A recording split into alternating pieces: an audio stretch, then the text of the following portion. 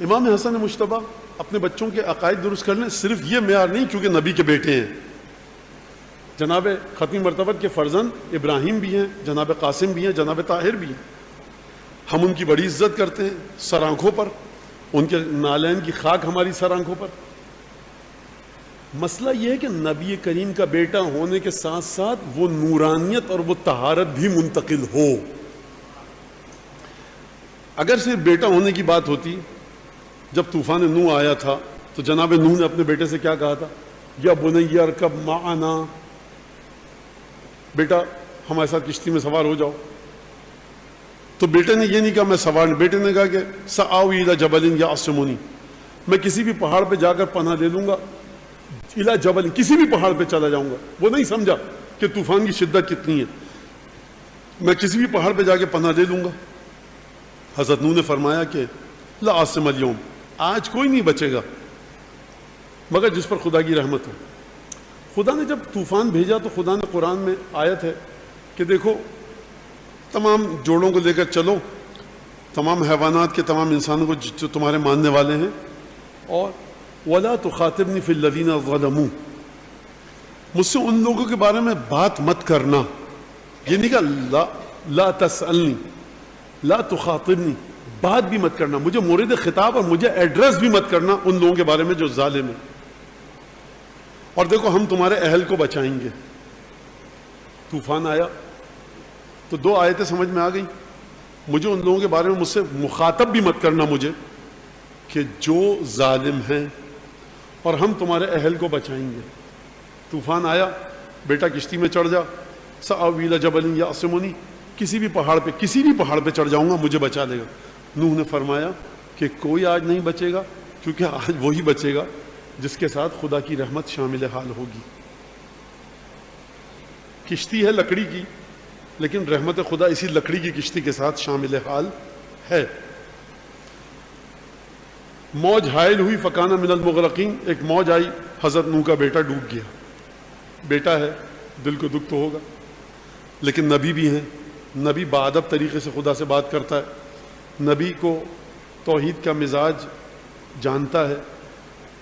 جب کشتی آئی اور فاستوت علی الجودی، کوہ جودی پر آ کر ٹھہری، جودی کے پہاڑ پر، سب یہ اترے اور نوح نے خدا کا شکر ادا کیا، اور پھر اس کے بعد اب بیٹے کی موت کی کسک تو دل میں ہے نا۔ پروردگار ان وعدک حق وان ابنی من اہلی، پروردگار تیرا وعدہ سچا ہے، میرا بیٹا میرے اہل میں سے تھا۔ یہ نہیں پوچھا کیوں موت دے دی اسے، ادب ہے یہ حضرت نوح کا، پروردگار میرا بیٹا میرے اہل میں سے تھا اور تو نے تیرا وعدہ تھا اور تیرا وعدہ سچا ہے۔ دو ایکویشنز بنائی، تیسری ایکویشن نہیں لے کر آئے ادب کی وجہ سے۔ پروردگار میرا بیٹا میرے اہل میں سے تھا اور تیرا تو وعدہ تھا کہ میرے اہل کو بچائے گا، تو کیوں نہیں بچایا؟ نہیں، ادب کا تقاضا دیکھیے آپ کہ پروردگار میرا بیٹا میرے اہل میں سے تھا اور تیرا وعدہ تو سچا ہے۔ جب یہ بات کی تو آواز آئی کہ انہ عمل غیر صالح، دیکھو وہ نیک اولاد نہیں تھی اور وہ تمہارے اہل میں سے نہیں تھا۔ دیکھو نوح ولا تخاطب انی اعظک ان تکون من الجاہلین، میں تمہیں نصیحت کر رہا ہوں کہ نادانوں میں سے کہیں نہ ہو جاؤ۔ تو یاد رکھیے گا، نبی ہو یا ہم آپ جیسا کوئی بندہ، پروردگار تکلف نہیں رکھتا کسی کے ساتھ بھی۔ انی اعظک ان تکون من الجاہلین، خدا نے کیا فرمایا تھا؟ ولا تخاطبنی فی الذین ظلموا، مجھے مورد خطاب بھی قرار مت دینا ان لوگوں کے بارے میں کہ جو ظالم ہیں۔ تو یہ ہوا کیا کہ پروردگار کے تیور بگڑ گئے اور حضرت نوح نے ایک دفعہ اچانک معافی مانگی۔ ہوا یہ کہ اب یہ میں جملہ کہہ رہا ہوں، قرآن کی آیت نہیں ہے، یعنی نوح کیا تمہیں نہیں پتا کہ تمہارا بیٹا کافر تھا؟ کیا تمہیں نہیں پتا کہ تمہارا بیٹا تمہیں نہیں مانتا تھا؟ کیا تمہیں نہیں پتا تم جسمانی تعلق کو بنیاد بنا کر روحانی تعلق کو مد نظر نہیں رکھ رہے اور نظر انداز کر رہے ہو؟ انی اعظک ان تکون من الجاہلین، میں نصیحت کر رہا ہوں کہ کہیں نادانوں میں سے مت ہو جاؤ۔ لہٰذا نوح جیسے پیغمبر جو کہ آدم ثانی ہیں، اگر بیٹے کا روحانی تعلق نہیں ہے تو پروردگار روح رعایت نہیں کر رہا، لیکن ایک دفعہ خانوادہ نبوت پر جب بات آتی ہے تو پروردگار عالم جانتا ہے کہ ختمی مرتبت کی دعا کی طاقت یہ ہے کہ اکیلے ہاتھ اٹھا دیں، بھائی جس کی ایک انگلی کی طاقت سے چاند دو ٹکڑے ہو جائے، جو پتھر اٹھائے تو کلمہ پڑھنے لگے سنگریزے، جو درخت پر ہاتھ لگائے تو درخت ہرا بھرا ہو جائے، جو غیب کی خبریں دے، جو تمام کی تمام کائنات جس کے قبضے میں ہو، اس کو کیا ضرورت ہے کہ 6 اور 7 برس کے بچوں کو لے کر مباہلے کے میدان میں جائے اور یہ کہے جب میں دعا کروں تو آمین تم کہنا؟ یعنی پروردگار عالم یہ سمجھانا چاہ رہا ہے اس مجلس کی سطح کی حد تک کہ دیکھو رسول کے دونوں شہزادوں کو کسی نبی کے بیٹوں کے برابر قیاس مت کرنا.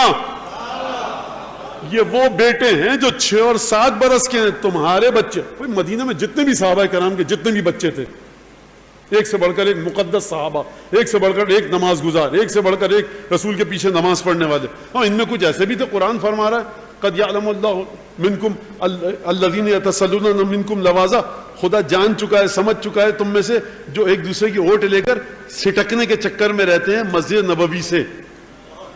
مسجد نبوی میں خطبہ دے رہے ہیں، یتسللون منکم لوازا، لواز کہتے ہیں کسی کی اوٹ میں چھپ کر نکل جانا خطبے میں. اب یہ بھی قرآن میں فرما رہا ہے پروردگار، یہ بھی قرآن میں فرما رہا ہے کہ جب ڈھول تاشے کو دیکھتے ہیں یہ تو رسول کو ترکو کا قائمہ، سورہ جمعہ ہر ہفتے آپ سنتے ہیں ترکو کا قائمہ، یہ ڈھول تاشے میں چھوڑ کے چلے جاتے ہیں رسول کو، رسول مسجد کے اندر ہیں. تو اب آپ یہ بتائیے کہ پروردگار عالم کرے تو کیا کرے. اب آپ مجھے بتائیے کہ جب تلواریں چلیں گی تو یہ کہاں ہوں گے ایسے لوگ جو مسجد نبوی کی چھت کے نیچے مدینے میں مسلمانوں کی اکثریت، وہاں ذرا سا ڈھول تاشے کی آواز دیکھی، کھیل تماشا ہوا، بیوپاری آیا، یہ رسول کو کھڑا چھوڑ کے چلے گئے. تو جب میدان جنگ میں تلواریں چلیں گی تو یہی لوگ، جو مجھے نام نہیں پتا، نہ قرآن نے نام بتائے، آپ کو نام پتہ ہے تو آپ جا کے ڈھونڈیے، مجھے نہیں، میں نے تاریخ میں نام نہیں دیکھے، لیکن یہی لوگ اگر میدان جنگ میں ہوں گے تو ٹک پائیں گے. تو ایک یہ لوگ اس طرح کے پروردگار عالم، سن عمر کا فرق. بھائی جو ضعیف العمر صحابی ہے اس کی عبادتیں امام حسن سے تو زیادہ ہیں. جو خاتون مدینے میں مومنہ 25 سال کی ہے اس کی عبادت سیدہ سے تو زیادہ ہے. سیدہ کی عبادت رکتی نہیں، اس کی ٹھہر ہی نہیں پاتی. میں ایک دوسرے زاویہ نگاہ سے سمجھا رہا ہوں بات.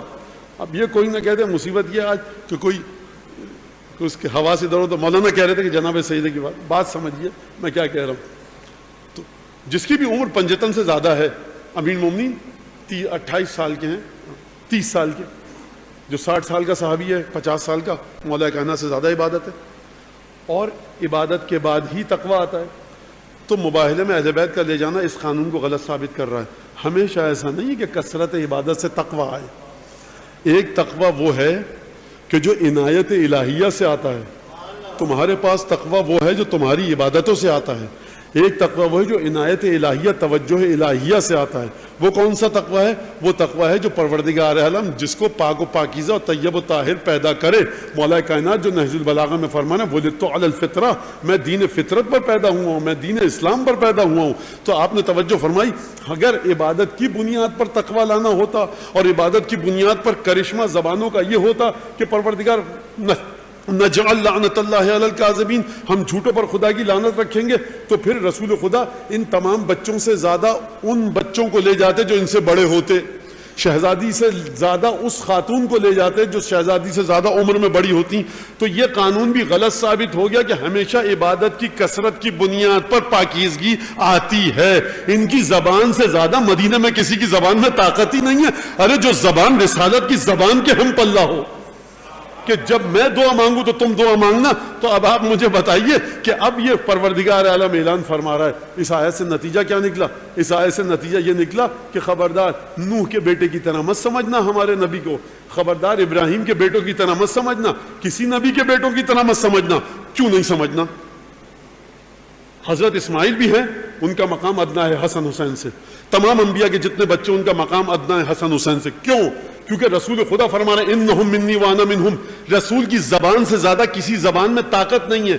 جو خود اپنی زبان مبارک سے کہے، جناب فخر الدین رازی کی روایت کے مطابق جب میں دعا مانگوں تو تم آمین کہنا. تو ان زبانوں میں اتنی طاقت ہے نا کہ رسول کی دعا کے برابر آ سکیں. اگر نہ ہوتی طاقت تو رسول کیوں کہتے؟ اس کا مطلب یہ ہے کہ اب یہ شہزادے وہ نہیں ہیں جو اٹھک بیٹھک کر کے عبادتوں کے ذریعے تقوی کو حاصل کریں. ارے آپ کے بقول 6 برس کے بچے کو نماز نہیں سکھائی جاتی، 7 برس کا بچہ ابھی 1 برس ہوا ہے نماز پڑھتے ہوئے، تو یہ طاقت کہاں سے آ گئی اس زبان میں کہ آمین کہے؟